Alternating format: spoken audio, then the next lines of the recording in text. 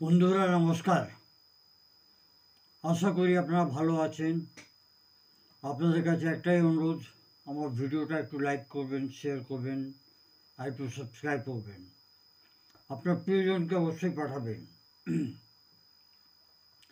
আজকে যে আমাদের বিষয় হচ্ছে ওটা হচ্ছে খুব গুরুত্বপূর্ণ, আমাদের লাইফের একটা পার্ট। যে কোনো লোকের ঘরে এটা সমস্যাটা হতে পারে।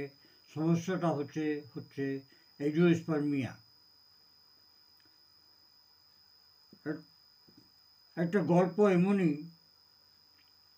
যে একটা লোক, তার বয়সটা 32 বছর, 3 বছর হয়ে গেল বিয়ে হয়েছে, কিন্তু তার বাচ্চা হচ্ছে না।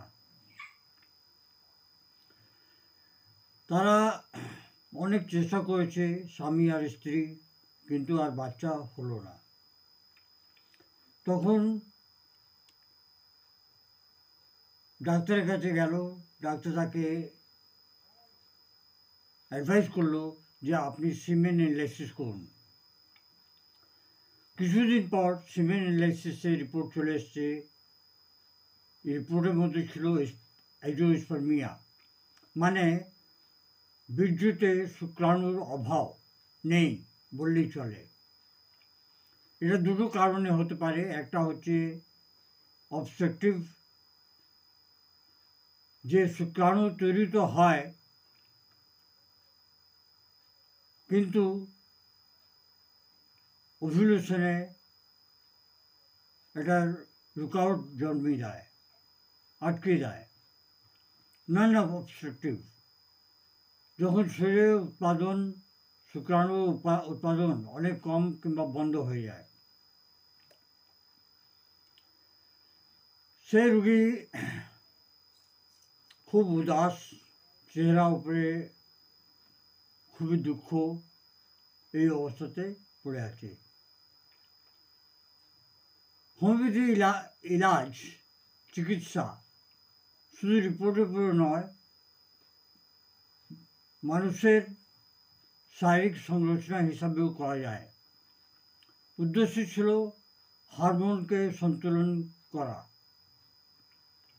বিষয়ের ক্রিয়াকে বাড়ানো, মানে মেলামেশা, শুক্রাণু নির্মাণ করার ক্ষমতাটাকে বাড়ানো। এবার হোমিওপ্যাথিতে এর কিন্তু খুব ভালো ওষুধ আছে। আমি এর জন্যই বারে বারে বলি যে আপনারা কাইন্ডলি যে কোনো শহরে থাকুন, প্রথমে আপনারা হোমিওপ্যাথি চিকিৎসককে গিয়ে পরামর্শ নেবেন। তারপর কমসে কম 6 থেকে 8 মাস ওষুধ খাবেন। ধৈর্য রাখতে হবে। আপনার শরীরের মধ্যে অনেকগুলো চেঞ্জিং আসবে, সেই চেঞ্জিংগুলো নোট ডাউন করে রাখবেন এবং গিয়ে আপনার ডাক্তারকে জানাবেন যে এই চেঞ্জ এসছে। এবার আসুন আমি বলি আপনাকে একটা ওষুধ, স্যাভেলসেরোটা। পুরুষের প্রজনন গ্রন্থিকে মজবুত করে। এক্স রে শুক্রাণু নির্মাণের মধ্যে অনেকগুলো সুধার করে। অ্যাগনাস কাসাস, মানসিক টায়ার্ডনেস, অল্পতে একটু চিন্তা ভাবনা করলেই সে টায়ার্ড হয়ে যায়। অরচাইটিনাম সার্কোড একটা, দূষণে কায়িক ক্ষমতা বাড়াবার জন্য খুবই হেল্পফুল রেমেডি। অরচাইটিনাম। পিটুইটারিন একটা সার্কোড, হরমোনাল অ্যাক্সিসকে রেগুলেট করে। থাইরয়েডিজম, যখন মেটাবলিজম আর হরমোন অসন্তুলন হয়ে যায়, তাকে সন্তুলন করার একটা রাস্তা বার করে। সিলেনিয়াম, লাইকোপোডিয়াম আর সালফার, কনস্টিটিউশনাল সাপোর্ট। হোমিওপ্যাথিতে যে চিকিৎসাটা হয় ওটা মানসিক এবং শারীরিক লক্ষণগুলো দেখেই করা যায়।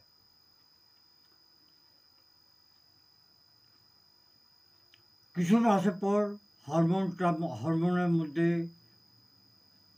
অনেক ভালো হলো এবং ভীষণ ক্রিয়া সক্রিয় হয়ে গেল। আর একদিন রোহিত আর তার মিসেস খুব হাসি খুশিতে প্রেগনেন্সি টেস্ট পজিটিভ বলে জানালো। যদিও এসোমিয়া এখানেই শেষ নয়।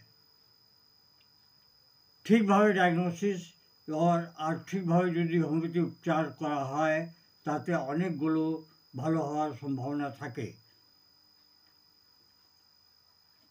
তবে বন্ধুরা, হিম্মত হারবেন না। সময় থাকতেই যাঞ্চ করাবেন, ডায়াগনস্টিক টেস্ট করাবেন আর ঠিকভাবে উপচার চিকিৎসা করাবার চেষ্টা করবেন। হোমিওপ্যাথি শরীরের সাথে মিলেমিশে কাজ করে, এটা আপনি ভালোভাবে জেনে নিন। হোমিওপ্যাথি কিন্তু ভেতর থেকে রোগকে সারায়। ধন্যবাদ। Long live homeopathy, long live Hahnemann.